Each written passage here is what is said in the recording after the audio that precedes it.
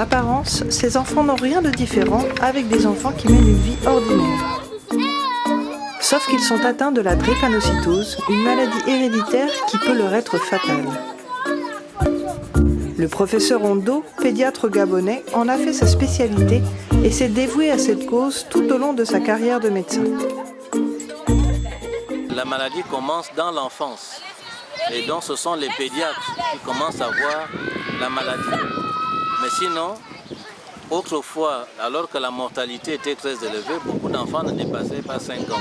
Aujourd'hui, les drépanocytaires dépassent 70 ans. Cette maladie touche essentiellement les populations d'Afrique et d'Asie, avec une forte concentration en Afrique centrale et en Afrique de l'Ouest.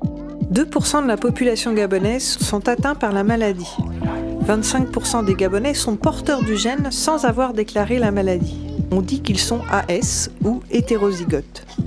Si les 2 parents sont AS, ils ont une chance sur 2 de donner naissance à un enfant AS. Et ils ont une chance sur 4 de donner naissance à un enfant SS, soit homozygote, c'est-à-dire un enfant qui développera la maladie. La drépanocytose est une maladie du sang. C'est une anomalie génétique qui conduit à une déformation d'une substance dans le globule rouge qui s'appelle l'hémoglobine. Le globule rouge normal, il est rond comme un ballon, comme une balle de ping-pong.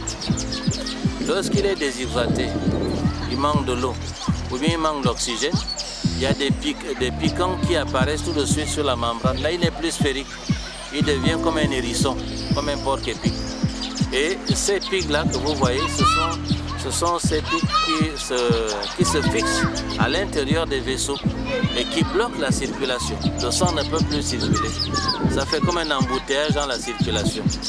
Et lorsque le sang ne peut plus circuler, la douleur apparaît. C'est ce qu'on appelle la crise douloureuse ou la crise vaso-occlusive. Si les soins pour éviter les symptômes de la drépanocytose existent, les Gabonais sont assez peu informés sur la maladie. C'est pourquoi l'association Sunshine Revelation, à l'initiative de Tatiana Raiwekusa, a décidé de venir en aide aux enfants atteints par cette maladie ainsi qu'à leurs familles. On a tous pris conscience que c'était génétique et qu'il ne fallait pas le prendre comme une sorcellerie. Je n'étais pas informée de la maladie et si je n'avais pas du soutien de ma famille, je allais le prendre comme ça, que non, c'était une sorcellerie, on ne veut pas que j'avance dans la vie ou que je sois comme les autres.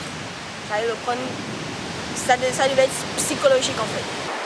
Toute personne qui sont atteintes de la drépanocytose ne doit pas avoir honte mais en faire face. Si tu as la drépanocytose, justement, Dieu sait pourquoi il t'a donné cette drépanocytose. Donc tu dois prier pour ne plus l'avoir, tu dois en faire face et la confiance de ne pas t'atteindre. Tu ne dois pas te laisser faire par la maladie. Et montrer à tout le monde que tu es malade, que tu as ceci, que tu as ça. Pour aller par ça, et ça énerve. Les hommes trop mettre ça devant, c'est pas trop bon. C'est bien d'en parler, mais pas trop exprimer ça. C'est bien d'en parler, mais pas de cette manière. C'est drôle! La porte va se casser.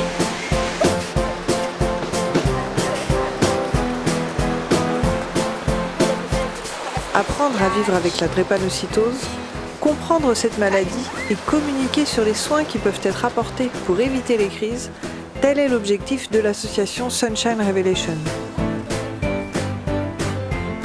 En grandissant, les enfants peuvent ainsi vivre presque normalement. Les crises se font plus rares et en devenant adultes, les malades apprennent à gérer les périodes de crise. Mais l'espoir de voir un jour se réaliser des greffes de moelle osseuse au Gabon ne s'est pas éteint.